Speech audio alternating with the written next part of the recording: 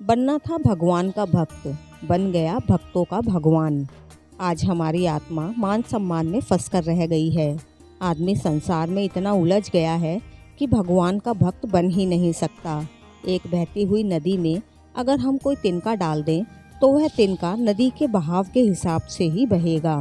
वह हमेशा अनुकूल बहाव की तरफ जाएगा, प्रतिकूल वह तिनका नहीं जाएगा।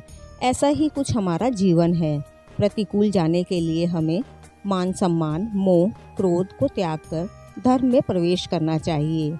जैसे मछली कितना भी पानी में हो, वह पानी को छोड़कर ऊपर आती रहती है। इसी तरह जो आदमी खुद को संसार के मोह से चीरता हुआ आगे बढ़ेगा, वही धर्म को प्राप्त कर सकता है। हमें जीवन में मान के अहंकार को घटाना है।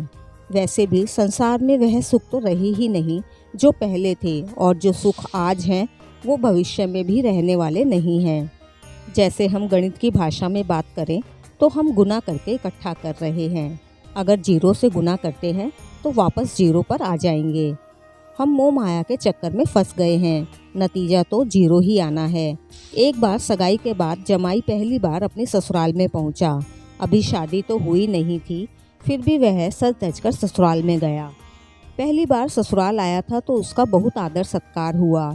उसके आगे तरह तरह का खाना परोसा गया। उसकी 3 सालियाँ उसे खाना परोस रही थीं। खाना खाते वक्त जमाई की कमर में खुजली होने लगी और वो बेचैन हो गया। उसकी छोटी साली समझ गई और उठकर जीजा के पीछे आ गई और उसकी कमर पर खुजली करके वापस आकर बैठ गई। अब उस युवक ने सोचा, इतनी समझदार साली है मेरी, क्यों ना इसे अपने गले की चैन उपहार में दे दूं। इतने में दूसरी साली बोल उठी, अगर आप इसे अपने गले की चैन देने की सोच रही हैं तो पहले अपने घर की स्थिति देख लेना। अब युवक ने सोचा, यह तो पहले वाली से भी ज़्यादा समझदार है। जब दोनों बहनें इतनी समझदार हैं तो मेरी पत्नी कितनी समझदार होगी, क्योंकि उसको तो मैंने देखा भी नहीं है। पुराने ज़माने में लड़का लड़की को आपस में नहीं दिखाया जाता था। जैसे घर के मुखिया फाइनल कर लेते थे, लड़का लड़की भी मंजूरी कर लेते थे। तभी तीसरी साली ने कहा कि जीजा जी, यह सब हमें हमारी बड़ी बहन ने ही सिखाया है। अब जीजा को अपनी पत्नी पर बहुत गर्व महसूस हुआ।